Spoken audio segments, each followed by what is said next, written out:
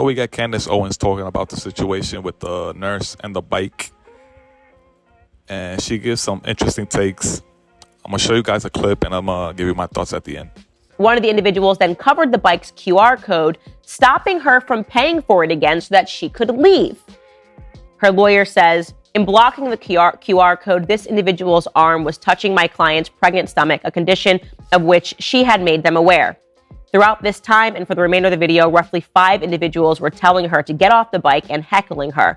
The fact that anyone would treat another person like this is tragic, especially a visible pregnant woman. Of course, her lawyer is positively correct. It sickens me to see a woman being treated like this, surrounded by man. Even if there was a mix-up and they were confused, what likely happened is they had the bike before her.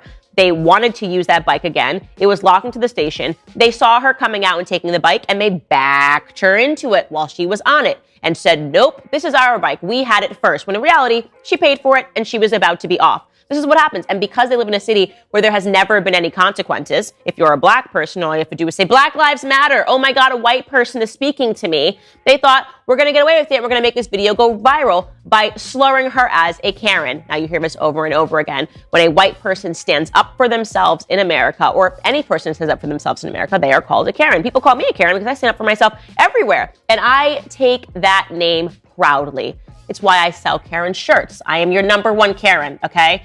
If you did this to me while I was pregnant, I will tell you that I would not have been able to push out any tears because I would have been in full-blown mama bear mode. It is stunning to me that men jumped on this and didn't say, even if she was confused about her bike, even if she was wrong, and she wasn't, by the way, she quite literally has already produced the receipts that a real man, that real men, not these little boys that are surrounding her, would have said, you know, I think there might be some confusion. Can we just go over this and check your receipts?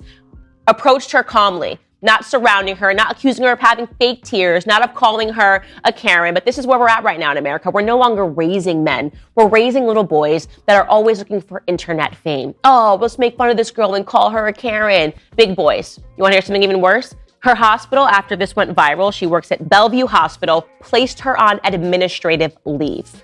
Unbelievable. Based on social media sentiment and not the facts. Now that the facts have come out, and it turns out that she did pay for the bike and she was simply going home and she was in fact the person being harassed, I hope that she sues that hospital and I hope that she gets a big paycheck. And I hope that she also sues people like Benjamin Crump. These race hustlers who jump on this, who smear and libel people simply on the basis of their skin color. We are not facing an epidemic in America where black people are being treated horribly. Despite the fact that the media wants you to convince you that this is 1920s America and black people can't even ride a bike without a white person harassing them, it is exactly the opposite, okay? Black people, especially in inner cities, look for an opportunity to become TikTok George Floyd famous by flipping out their smartphones, oh my God, the oppression, and recording white people who are having natural reactions to being aggressed. I am sick of it, okay? I'm a white person living in the 1920s, I would have stood up for black people. But I am proud to know that as a black person living in 2023, I am happy to use my platform to stand up for white people. And that's all that I'm going to say about that. The first time I heard about this news was on Twitter. I think it was Tariq Nasheed. I posted it, but he, you know how it goes. He made some assumptions. I don't know if he deleted the tweet, but you know they were flaming him in the comment section. You know, at first glance, if you don't have any information, you know it seems funny. It seems like she's a Karen, but you know, yeah, it's one of those that you gotta wait and see. And there's a lot of questions that should be asked as well, like why couldn't they get another bike? Yeah, it was probably theirs, but why couldn't they just, you know, she was pregnant as well. So 5 dudes were fighting for one bike with a female that's pregnant. You know, again, there's a questions that we asking there, and she showed proof that was her bike, but they haven't spoken anything. The five guys that were heckling her.